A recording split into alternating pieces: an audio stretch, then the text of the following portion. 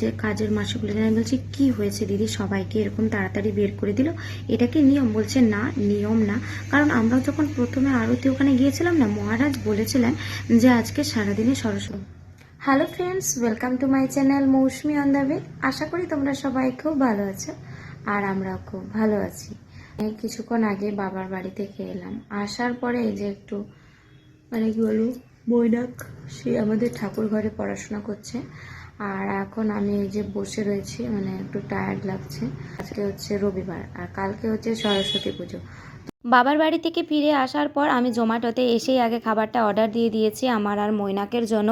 Actually আমার হাজব্যান্ডের জন্য খাবার ও অলরেডি বাড়িতে করে নিয়েছে মানে রয়েছে ওর জন্য। ও বলছে যে তোমরা আমার জন্য অর্ডার করতে হবে না, তোমাদের যেটা পছন্দ হবে তোমরা সেটাই অর্ডার করে দাও। তো এইটা একটা সুবিধা আমাদের এখানে। তো জোম্যাটো চট করে আমি অর্ডার দিয়ে দিলাম। মানে কি বলবো, বাইরে কোথা থেকে এলেও না আমার রান্না করতে একদম ইচ্ছে করে না।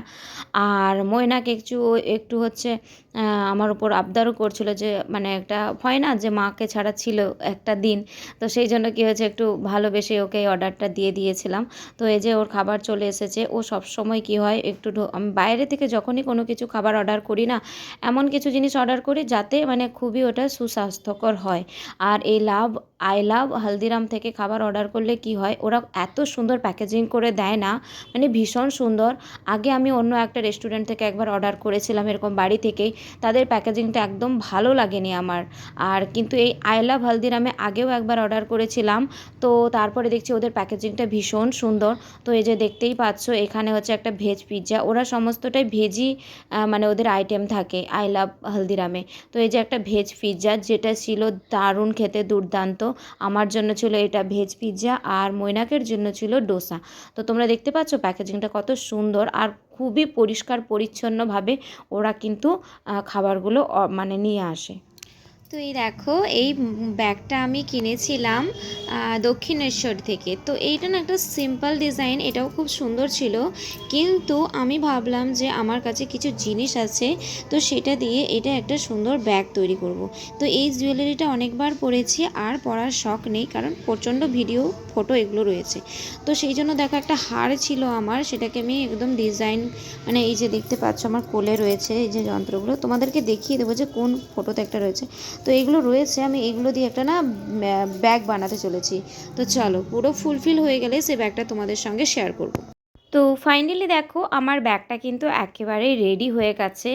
আর এটা ছিল পুরো বাঞ্জারা ব্যাগ। আর আমার খুব ইচ্ছে ছিল সরস্বতী পুজোতে একটা সিম্পল ব্যাগ নয়, এরকম ধরনের একটা ব্যাগ নিয়ে আমি বেরোবো।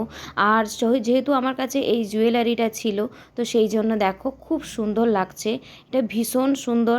আর এটার খুলে দেব, আবার আমি অন্য একটা জুয়েলারি দিয়ে এই ব্যাগটা আবার সুন্দরভাবে সাজাবো, তখনও সেটা তোমাদের শেয়ার করব। তোমরাও কিন্তু এইরকমই বাড়িতে বসে তোমার পুরনো জুয়েলারি দিয়ে তোমরা কিন্তু এই রকম নিত্য নতুন জিনিসগুলো তৈরি করতেই পারো। তো ফাইনালি দেখো, আমি কিন্তু রেডি হয়ে গেছি সরস্বতী পুজোয় ঘুরতে যাওয়ার জন্য। বাচ্চা এমন কি হাজব্যান্ড সবাই মিলে আমরা আজকে যাব একটা জায়গা। আর এই শাড়িটা আমি নিয়েছিলাম মিশো থেকে, যেটা ছিল দুর্দান্ত একটা কমফোর্টেবল শাড়ি। বাইরে এইরকম ধরনের শাড়িগুলো পেরিয়ে, আর প্রথমবার আমি জানো তো কলকাতায় শাড়ি পরে মানে এত দূর অবধি ঘুরতে গিয়েছিলাম। তো চলো তোমাদের সঙ্গে শেয়ার করছি কোন জায়গা ঘুরতে গিয়েছিলাম। এটা ছিল আমার হাজব্যান্ডের সারপ্রাইজ বলতে পারো। ও আমাকে বললো যে তোমাকে আজকে একটা জায়গা নিয়ে যাব। তো তো দেখো, আমরা কিন্তু সেই জায়গাটায় চলে এসেছি। আর আমি যখন এই মন্দিরের ভেতরে এন্ট্রি করলাম, ও মাই গড, আমি ভাবতেই পারিনি, যেটা মানে কি বলবো, আমার ভাবনার বাইরে ছিল এই জায়গাটা। তো আমার হাজব্যান্ড বলছে তুমি খুশি হয়েছো? তো আমি বলছি মানে খুশি, মানে ভীষণ সুন্দর। আমি ভাবতেই পারিনি সরস্বতী পুজোতেই এই পার্কে টার্কে না যাওয়ার থেকে একটা সুন্দর মন্দিরে আসাটা আমার কাছে খুব বেটার জায়গা লেগেছিল। আর এই দেখো, আমাদেরকে দেখতে পাচ্ছ। আর একটা জিনিস বলছি, দেখো শাড়িটার লুক দেখছো, মানে শাড়িটা কত সুন্দর লাগছে দেখতে পাচ্ছ, মানে ভীষণ সুন্দর। আর যেহেতু এই সরস্বতী পুজো মানে বসন্ত পঞ্চমী হচ্ছে, একটা প্রেম প্রেম ভাব চারিদিক। আর সেখানে এই গোলাপ ফুলের প্রিন্ট করা এই শাড়ি, মানে লুকটা আমাকে জাস্ট ফাটাফাটি করেছে। এদিন হয়েছিল একটা বাজে ঘটনা, তোমাদের কি বলবো, মন্দির চত্বরে এই ধরনের কাজ না করলেই হয়। আর যেহেতু এটা একটা ব্রহ্মচারী মন্দির, তোমাদেরকে এন্ট্রি দেওয়া হয়েছে মানে সরস্বতী পুজোর দিন যা ইচ্ছে তাই করাটা ছেলে মেয়েদের, এটা কিন্তু একেবারেই ঠিক হয়নি। তো পরে তোমাদের সমস্ত কিছু ডিটেলসে শেয়ার করছি। তো আমরা গিয়েছিলাম কলকাতার জোকাতে স্বামীনারায়ণ মন্দির, গুজরাটের বিশ্ববিখ্যাত যে স্বামীনারায়ণ মন্দির রয়েছে তারই আদলে তৈরি এই মন্দিরখানা। এই মন্দিরে যখন তোমরা প্রবেশ করবে পুরোটাই যেন মনে হবে তোমরা চলে এসেছো রাজস্থানে, পুরো রাজস্থানের মতন এখানে সব কিছুই। আর এখানে যে ভোগ প্রসাদটাই দেওয়া হয়েছিল সেটাও হচ্ছে পুরো গুজরাটি থালি। আর তোমরা এই মন্দির চত্বরে চারিদিকে ভিডিও করতে পারো, কিন্তু মেন মন্দিরে কোনো ভিডিও ক্যামেরা কিচ্ছু করতে পারবে না, একটা ফটো পর্যন্ত ভগবানের তোমরা তুলতে পারবে না। এটা বেশ ভালো করেছে। এখানে কিন্তু নিচেই রয়েছেন গোপাল ঠাকুর, যাকে পুরো সোনার মূর্তি, সেটা তোমরা ওনাকে স্নান করাতে পারো এবং ওখান থেকে প্রসাদ গ্রহণ করতে পারো। আমরা কিন্তু এখানে যে রেস্টুরেন্ট রয়েছে ভেজ রেস্টুরেন্ট এই মন্দিরের ভেতরে, আমরা সেখানেই ভোগ প্রসাদটা গ্রহণ করেছিলাম। তারপরে আমরা কিছুক্ষণ অপেক্ষা করার পর যখন বাইরে বেরিয়েছি সেটা দেখার পরে আর মানে কি বলবো তোমাদেরকে, তো সেটা একটু পরে বলছি। তো এই যে দেখতে পাচ্ছ এটা হচ্ছে পুরো গুজরাটি একটা থালি, আর এটা হচ্ছে স্বামীনারায়ণ খিচুড়ি। তো চলো এবার আমি তোমাদেরকে বলি যে সেদিন স্বামীনারায়ণ মন্দিরে কি হয়েছিল। আমরা তো ওখানে আরতি দেখলাম, রাজভোগ আরতি যেটা হয় 11টা 15। তো আমরা ওখানে আরতি দেখলাম খুব শান্তিভাবে, ভীষণ সুন্দর ঠাকুরের দর্শন করলাম ভীষণ সুন্দরভাবে। তারপরে আমরা ওখান থেকে চলে গেলাম নিচে। নিচে ছিল গোপাল ঠাকুর, পুরো সোনার মূর্তি, প্রায় 2 ফুটের মতো। ওনাকে স্নান করালাম, স্নান মানে যে কেউ যখন তোমরা স্নান করাতে পারো, ওনাদের একটা নিয়ম অনুযায়ী থাকে, ওনারা সবসময়। আর সঙ্গে দিয়ে দিয়েছিল ভোগ প্রসাদ, যেটা নিয়েছিল 50 টাকা, সঙ্গে ছিল ডুরি, প্রসাদ ছিল, আর স্নান করানোর জন্য ঠাকুরকে হচ্ছে একটা বোতলের জল। তো আমরা সেখানে সেই মতে আমরা মন্দিরে ঢুকলাম, মানে পুজো মানে গোপাল ঠাকুরকে জল দিলাম। তারপরে আমরা ওখান থেকে বেরিয়ে গেলাম। বেরিয়ে আসার পরে মানে আমরা প্রায় 10টার মধ্যে আমরা মন্দিরে চলে গিয়েছিলাম। তখন ছিল ভীষণ পরিমাণে ফাঁকা, কিন্তু তারপরে হয়ে যায় প্রচুর ভিড়। প্রচুর ভিড় মানে সেটা কিন্তু কি বলবো, ভক্তদের মানে যারা ঠাকুর ভক্ত তাদের কিন্তু ভিড় না, প্রেমিক প্রেমিকাদের ভিড়। এত পরিমাণে ভিড় মানে সে ভাবনার ভিড় মানে ঠিকঠাকই আছে মোটামুটি। মানে কি বলবো, নিয়ম শৃঙ্খলা বজায় রাখলে যে কোনো স্থানই কিন্তু সুন্দর হয়ে ওঠে, তাই না? কিন্তু আর একটা বিষয় মনে রাখতে হবে, স্বামীনারায়ণ মন্দিরটা হচ্ছে ব্রহ্মচারী মন্দির, বিশেষ করে ব্রহ্মচারী মন্দির। তো ওখানে না অনেক অনেক নিয়ম ছিল, যেমন আরতির সময় ওখানে ছেলেরা আগে বসবে, তারপরে পেছন দিকে মেয়েরা বসবে। তো বুঝতেই পারছো কেমন ধরনের নিয়ম। তো সেই মন্দির উল্লঙ্ঘন করাটা কতটা খারাপ। তো আমি যেটা বলছিলাম যে আমরা স্নান করে বেরিয়ে আসি মন্দির চত্বর থেকে। ওখানে হচ্ছে 50 টাকা, 50 টাকা নয়, 100 টাকা 50 টাকা এরকম খাবার রয়েছে, সবজি যেগুলো তোমরা ওদের গরু রয়েছে জানো তো, ওরা তো গোমাতা ভক্ত, তো ওরা গরুকে পুজো করে। তো সেই জন্য হচ্ছে প্রচুর পরিমাণে সবজি রয়েছে, ওদেরকে টাকা দিয়ে দিলে ওরা গোমাতাকে তোমার নামে সেবা দান করিয়ে দেবে। তো হয়েছে, এবার আমরা চলে গেলাম ভোগ খেতে, কারণ তখন বেজে গিয়েছিল প্রায় 12টা। খুব খিদে লেগেছে, আমরা খেতেও ঢুকেছি, শান্তিতে কি সুন্দর খাচ্ছিলাম যেন, খাওয়াও হয়ে গেছে, বসে বসে দুটো কথা বলছিলাম। হঠাৎ করেই মাইক্রোফোন ধরে ওরা হাঁকাতে শুরু করে, মানে ওই রেস্টুরেন্টে, যে আমাদের ভোগ প্রসাদের দরজা মানে রেস্টুরেন্ট বন্ধ হয়ে গেছে, যারা এখনও রেস্টুরেন্টে আছেন খাওয়া দাওয়া করছেন তাড়াতাড়ি খাওয়া দাওয়া করে আপনারা প্লিজ এই জায়গা থেকে প্রস্থান করুন। তো আমরা তো অত বুঝতে পারিনি যে কি হয়েছে না হয়েছে চারিদিকে।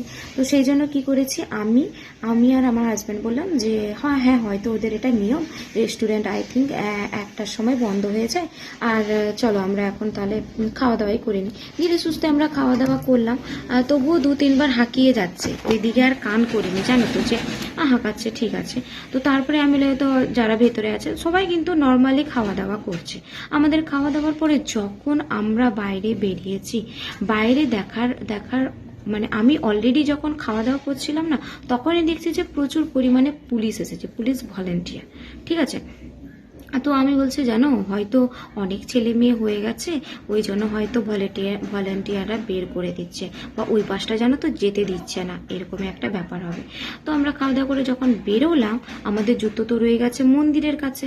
আমার হাজবেন্ড জুতো আনতে গেছে, ওই যে বললাম বেরোনোর পরে তো এবার তোমাদের আসল ঘটনাটা বলি কি হয়েছে। আমি বেরোনোর সময় ওই যে কাজের মাসিগুলো আমি বলছি কি হয়েছে দিদি, সবাইকে এরকম তাড়াতাড়ি বের করে দিল, এটা কি নিয়ম? বলছে না, নিয়ম না।